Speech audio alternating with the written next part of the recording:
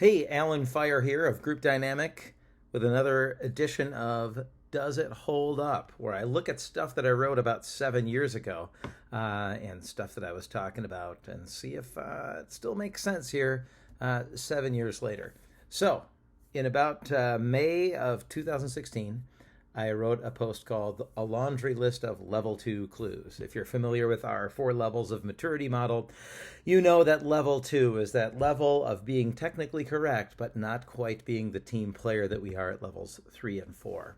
So I wrote a post that had clues. If somebody says this, including you, if you say these things or you hear these things being said, that person might be at level 2. And if it's you, you need to take a little step back from the judgment and the righteousness and ask yourself instead, how can I be helpful in this situation?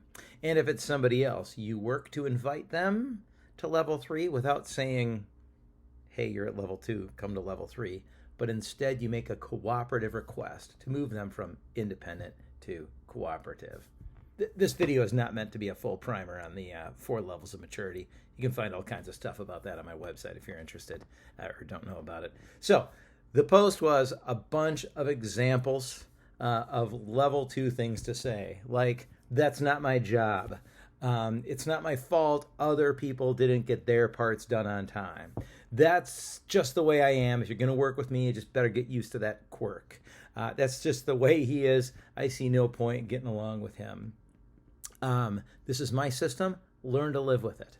So all kinds of things that convey like a lack of flexibility, but still getting our own stuff done. I declare that this post holds up. You can read more about it in the text that accompanies this video. But I still think that this is a prevalent issue and still continues to be a breakthrough moment for people when they realize that they can be their own worst enemy simply by only doing their part and not developing a constant habit of thinking, what more can I do? How can I be helpful? Or what more can I do to help them be even more helpful than they're being right now in a way that's inviting rather than punitive? So I declare that this post holds up.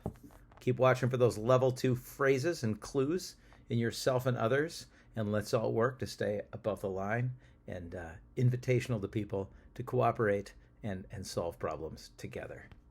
It holds up.